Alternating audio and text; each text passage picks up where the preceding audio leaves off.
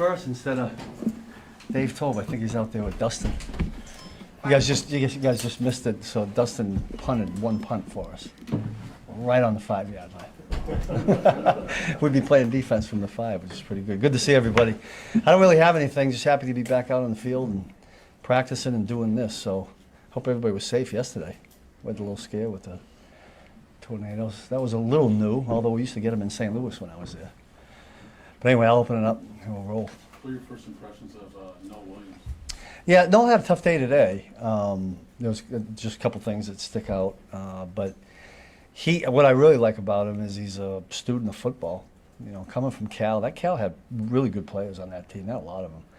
And I thought, for the most part, when we Zoom called or interviewed guys, I thought they were really sharp football-wise. So it begins there with all the things we do. We'll find out a little bit more about him when we get pads on and we can go live. But he's done a pretty solid job for us right now. Can you share your initial reactions to the other draft picks? It's Gelati, Norman Lott, and Bassa.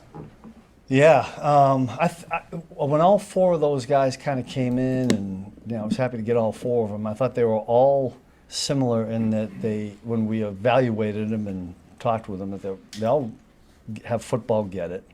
They all love the game of football. I really like. I think Austin is a real good knee bender. I think Omar's got a lot of power to him. Jeff is a change of direction guy and really smart. And the rookie, I don't know if you guys noticed in the rookie minicamp, we put him at Mike linebacker. We knew he was going to be outside, but he learns the whole defense. Yeah, I thought he did a great job at that. And then we talked about Noel. So I'm hoping all those guys will help us. We'll see. Just considering the need there at defensive tackle, you feel like Norman Lott, I know it's early, yeah, but that's probably the best path to contributing a lot on. That's the hope. Yeah, that's the hope. I mean, there isn't anything that's happened right now that would lead me to say that he wouldn't be able to do something for us. Omar, I think the most snaps he ever played in college was 301 in a season, and that Yeah. was a few years ago at Arizona State. Is there a concentration on trying to be able to up his workload without losing the productivity? I hadn't thought about that. I mean, typically we rotate those guys inside anyway. He hasn't. There's no indications of whether the production's. It's hard for me to tell production's going to be up or down based on the number of reps he's going to get. I mean, he'll be in a rotation. Hopefully, we'll find 4 or 5 defensive tackles and get them all in there. Steve, what will be the process with Shamari Connor determining where you feel Yeah. like he fits best? Well, listen, I think Shamari's having a really good off season here. This is the 4th year in the system. And he's doing really good in it. I think he's valuable. I mean, he's been playing nickel. He's been playing both safety spots. You saw it today. Every once in a while, Trent slips inside there, and Shamari will go back there. The safety. He's one of those guys I think that needs to be on the field for us. We'll just have to find out based on the other pieces where most of his snaps will be. I know you guys. This is all voluntary, but Chris has been here every time we've been here, and he hasn't generally been around for this. What's it mean to have him around? Yeah, he's fun. Guy's never had a bad day in his life, except game day when I don't make the right call or something. But listen. I enjoy having Chris around here. I think the other guys do too, and he's kind of handled it really good. I think he enjoys being around too. I think he gets some time with he's got his kids here and stuff. So it's been really good. It feels like in season, because he's here. We hadn't seen this. I think last week's the first time I've seen the little pads. Yeah, we did it we did it last year. Typically on a Friday. We've always had them. It's just listen. You're not supposed to have the bump and run contact. So we're basically pressing and covering with our feet. Is how I say it. And this kind of keeps you from grabbing. Those guys when they have those claws, they tend to grab jerseys. So we'd like to try to eliminate that now. So the guys have been doing that. Trent kind of takes the lead on that. He puts them on, has all the other guys do it. And they're those, I think they're the boxing deals, right? I'm not a boxer, but that's what they use.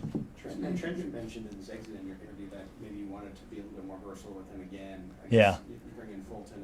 What's your thought on that idea? Yeah, listen, I thought in the past when we've had Trent inside, he's done some really good things. I mean, he's effective covering, blitzing, and we're just the pieces of where anybody will be determined by how it all shapes up on the corner spots. But it's nice to have Shamari who can go in there.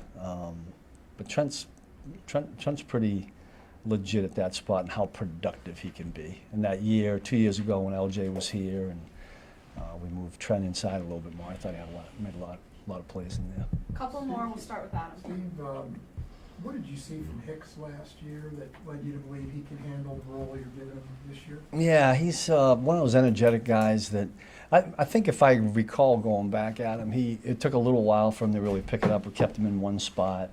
Now he's kind of developed in the system. He's a little more comfortable, so we've moved him around a little bit. He plays down where Justin Reed played a little bit last year. So, you know, we'll find out how all the pieces fit going forward. But one of the things that we use this time of the year for is to move guys around and see who can handle what mentally.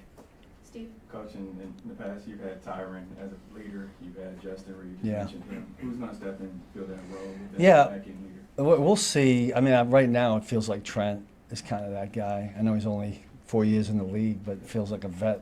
But he's always carried himself. I remember when I first met his mom when he was a rookie. It might have been after the Super Bowl or something. I said, "Your son got here." I felt like he was a 27-year-old already. He just was mature right from day one. But you know, Brian Cook's been back there a while, and having Mike Edwards back, I think is helpful for the guys on the back end. Mike's played on a number of different teams. He's been in this league for a while, so his experience I think will help us too. But we'll see who really surfaces.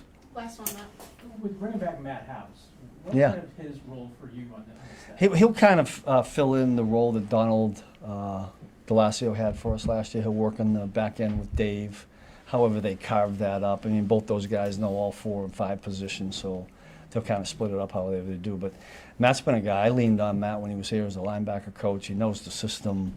It was an easy transition, you know, so it was good to have him back. It's good to get those guys back. Thanks, guys. Oh, good, you got it.